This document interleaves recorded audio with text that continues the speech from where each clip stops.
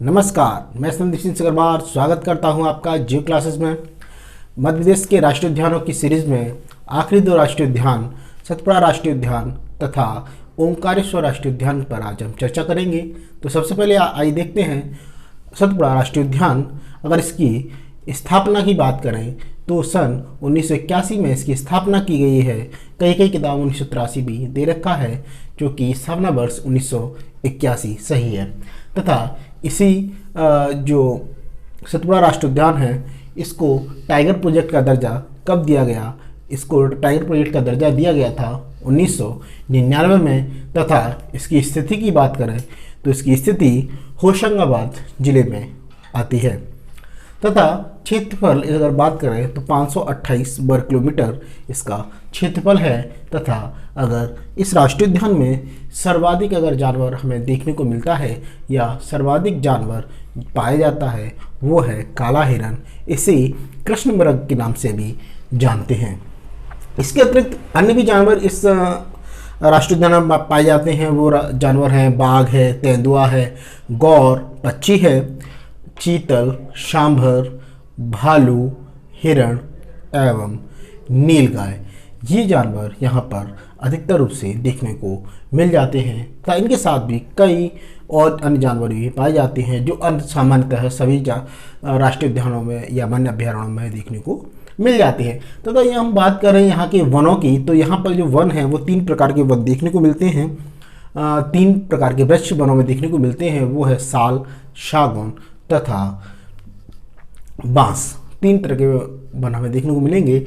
लेकिन अगर मैं बात करूं यहाँ पर वनों की प्रकार की, तो वनों के प्रकार यहाँ पर अधिकतर जो वृक्ष पाए जाएंगे वो है सागौन की। यहाँ पर देखो, अगर हम मानसून की बात करें तो यहाँ से ऐसे बढ़ते हुए इस क्षेत्र से इधर की तरफ बढ़ते बढ़ते मानसून कम होता जाता है तथा वर्षा की प्राप्ति कम होती जाती। यही कारण है कि यहाँ पर मिलने वाले आर्द्र वन मिलते हैं, फिर कम आर्द्र वाले या अल्प आर्द्र वाले, शुष्क वाले, पर्णपाती वाले वन धीरे धीरे मिलते हैं। तो लगभग सभी प्रकार के वन हमें सतपुड़ा राष्ट्रीय उद्यान में देखने को मिलते हैं। तो सतपुड़ा राष्ट्रीय उद्यान में हमें सागौन के अल्प आर्द्र वन, सागौन के आर्द्र वन तथा पर्णपाती वन या मिश्रित वन भी हमें देखने को मिलते हैं।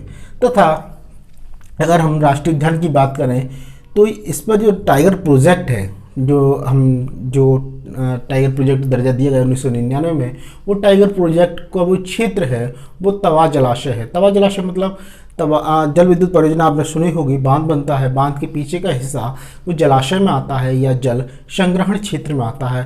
तथा वह जल संग्रहण क्षेत्र जिसके चारों तरफ तीनों तरफ लगभग एक तरफ बांध होता है, वहाँ जो जंगल होता है, वन होता है, वन क्षेत्र होता है, उस क्षेत्र को टाइगर प्रोजेक्ट का दर्जा दिया गया। तथा वही क्षेत्र टाइगर प्रोजेक्ट के अंतर्गत आता है।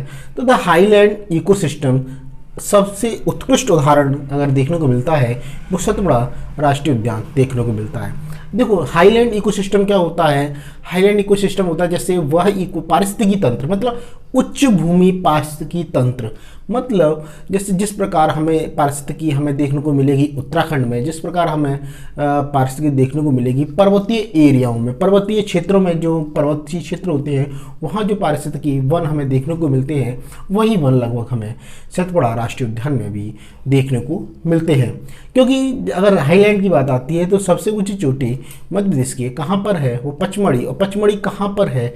पचमढ़ी बायोस्फीयर रिजर्व या बियोस्फीयर रिजर्व जो कि होशंगाबाद में स्थित है।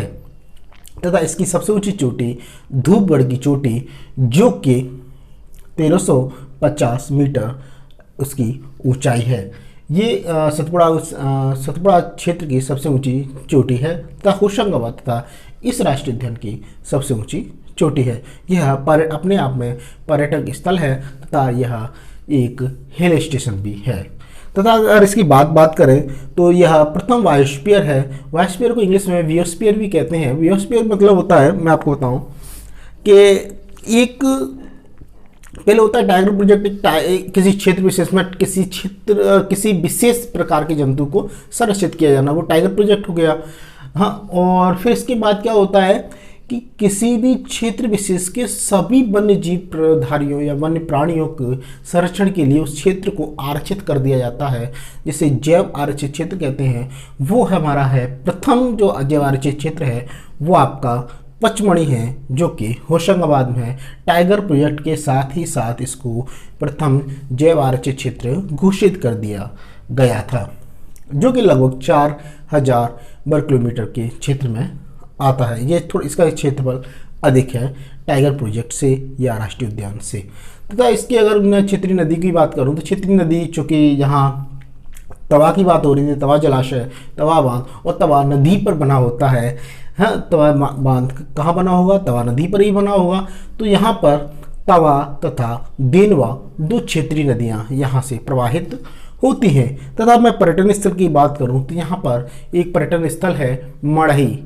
मढ़ई यहाँ पर पर्यटन स्थल है तथा इसके साथ साथ पचमढ़ी तथा चूरना, यह 3 क्षेत्र यहाँ पर पर्यटन की दृष्टि से काफ़ी उन्नत हैं।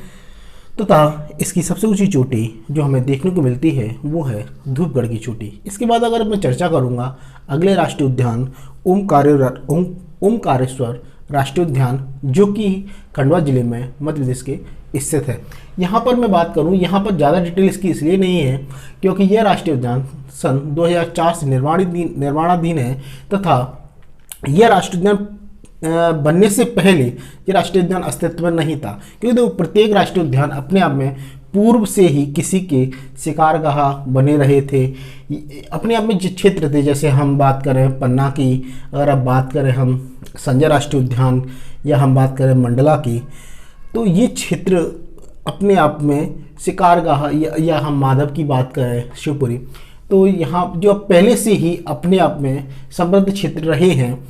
यही कारण है कि यहाँ पर जो राष्ट्रीय उद्यान है इनका बहुत डेटा हमें देखने को मिल जाता है। चूँकि खंडवा राष्ट्रीय उद्यान ओमकारेश्वर राष्ट्रीय उद्यान इसका विस्तृत ज़्यादा इसलिए नहीं है क्योंकि 2004 से पहले यह अस्तित्व में नहीं था।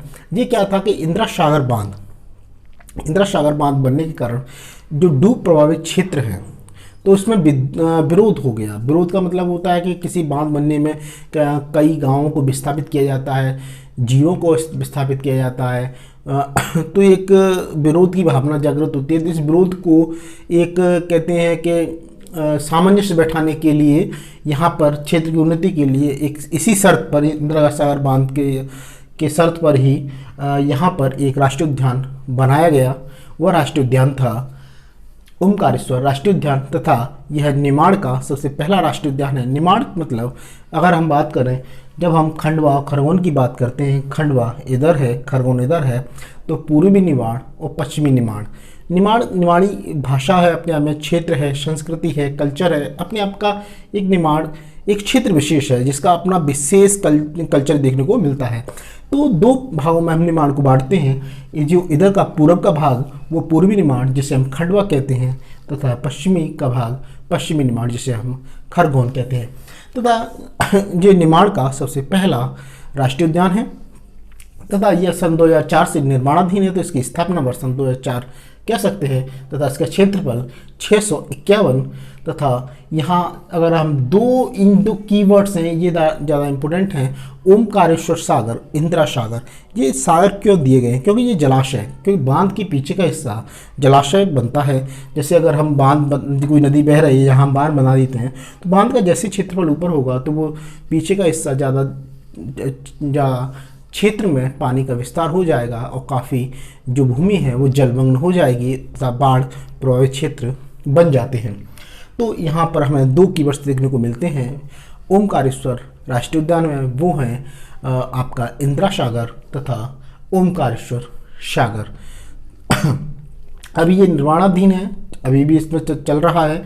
यहाँ पर बाघों को पुनर्वासित किया जाएगा।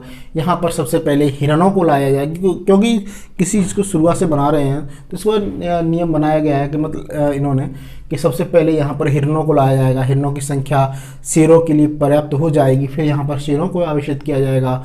यहाँ विभिन्न प्रकार के टापू हैं क्योंकि सागर में बीच में छोटे छोटे टापू जहाँ पर विदेशी पक्षी या कई प्रकार के विभिन्न प्रकार के पक्षियों का शरण स्थली बन चुकी है, अभी वर्तमान में बन चुकी है। तथा यह काफ़ी हद तक पर्यटन के क्षेत्र को बढ़ावा देने वाला राष्ट्रीय उद्यान है तथा यह अपने आप में एक समृद्ध राष्ट्रीय उद्यान बन जाएगा तथा बनने की ओर अग्रसर है।